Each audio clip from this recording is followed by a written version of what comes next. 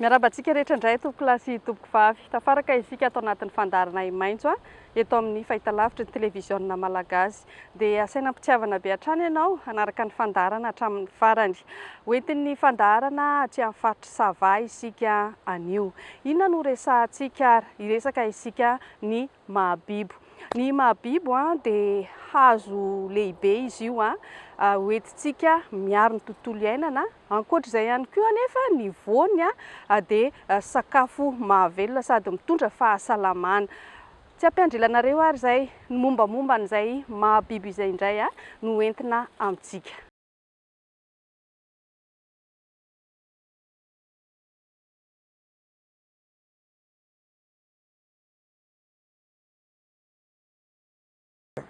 Commune Maromokotra, district ny Vohimaro misy atsika zao.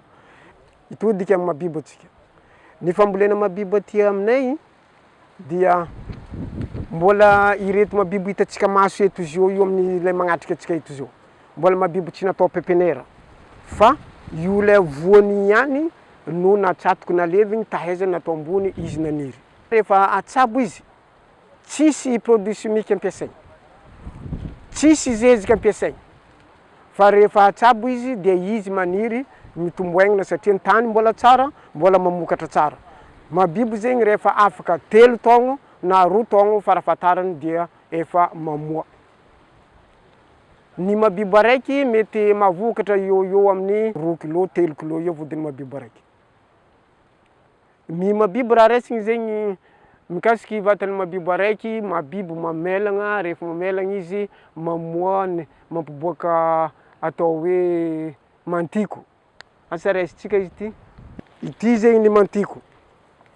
Avy amin'ny mantiko ity no mahatonga mahabibo. Rehefa mitombo izy mitombo, ity mivadiky maventy tabora ny agnarany. Rehefa lasa tabora izy, ity mantiko malemy ity mivadiky mahery lasa mahabibo. Maina zegny izy. Ilay maina igny no entigny atao vokatra alafo. Ny fomba fikarakaragna ny mahabibo.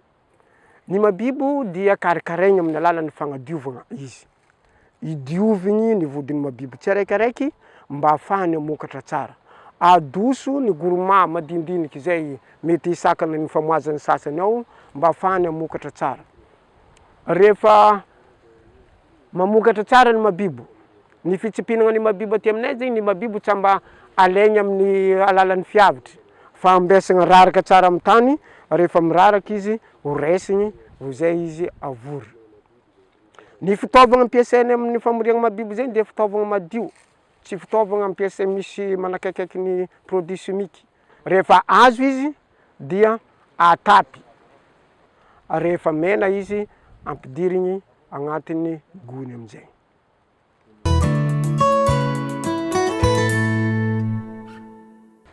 Amin'ny volana Desambra, io manomboka mamboly mahabibo. Lohataogno tsara mamboly izy satria amin'izigny izy maniry igny fa tonga dia avy ny orana, mitombo malaky izy amin'izay.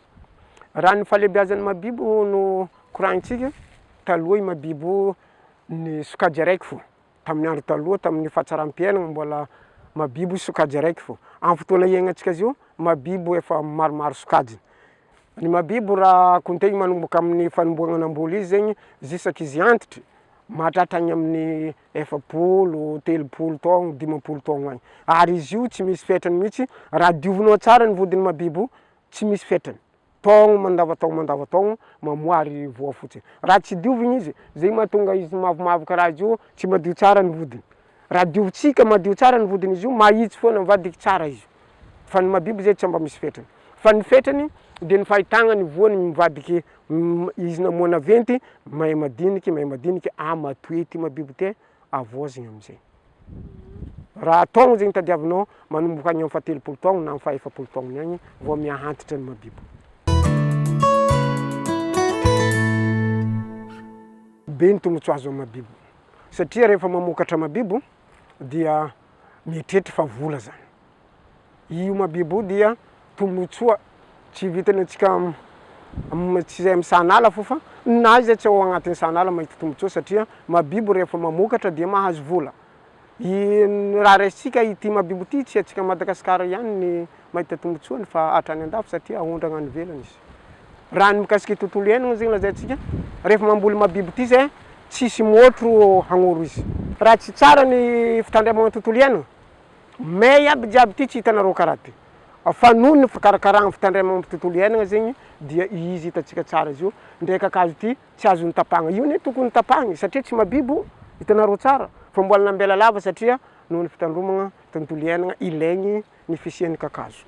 Magnentagna zay aty amin'ny faritry Sava sy amin'ny faritry Diana, itsika magneragna ty Madagasikara ty mba samby hamokatra mabibo.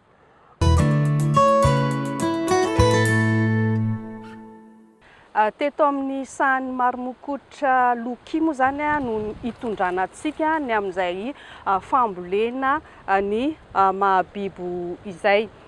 Izy ty rehefa maniry arak'le nazavaina tamintsika teo dia misy ny voany.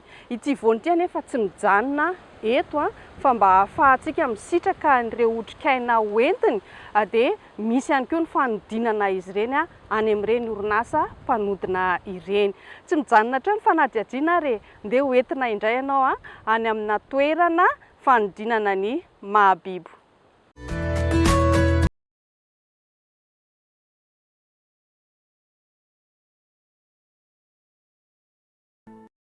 Eto Anjiabeny misy atsika aty Antsoy, ty amin'ny toerana fanodinana ny noix de cajou.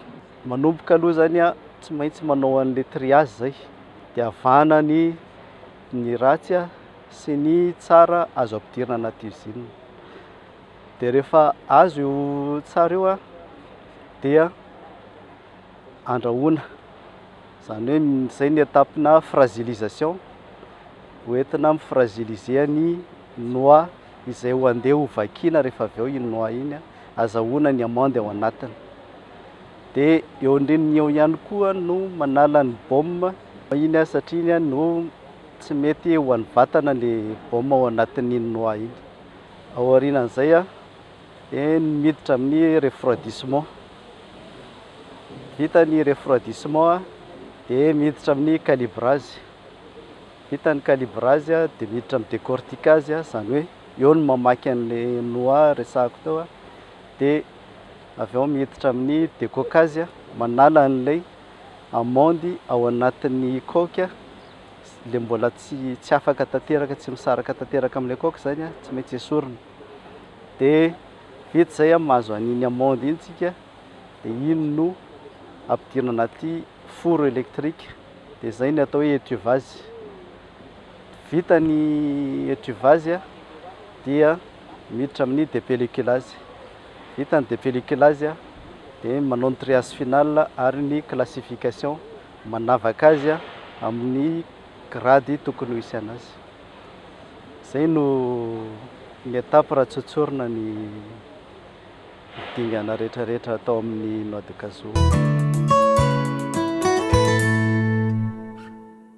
Tsara marihana fa rehefa mahazo ny coque zay dia iny coque iny ihany no iverina amokarana iny vapeur zay ilaitsika rehefa manao fragilisation io zavatra io. Dia misy setroka nocif, zany hoe manimba zany raha ohatra ka tsy manara-penitra ny fitaovana ampiasaina. Dia izay indrindra mahatonga antsika mampiasa ny four à pyrolyse. Dia io no efa manala an'le gaz nocif ao anatin'ny coque. Tsy maintsy manao tablier ny ankizy, manao blouse ary iarovana ny tanan'izy ireo mba tsy ho mainy mabibo, dia tsy masina menaka iarovana an'izay. Dia eo ihany koa ny fanaovana charlotte, ny fanaovana masque, dia ho an'ireo ankizy manao batelage amin'ny élévateur sy ny tany, tsy maintsy manao épi fanaraka an'izay toy ny gant, toy ny casque, toy ny botte. Zay no tsy maintsy arahanay mba iarovana an'izay tontolon'ny fahasalaman'ny ankizy sy ny tontolo iainana. Tsara tokoa manentana antsika rehetra malagasy rehefa indrindra manokatra orinasa toy izao dia ny mitsinjo avy hatrany ny tokony impact environnemental, izany hoe ny mety ho voka-dratsy ateraky ny fanodinana zavatra toy izao. Ho anay manokana zao dia niataka kely ny ville izahay mba hialana amin'ny fanakorontanana eo amin'ny resaka tabataba na ny setroka izay mety hanelingelina ny hafa.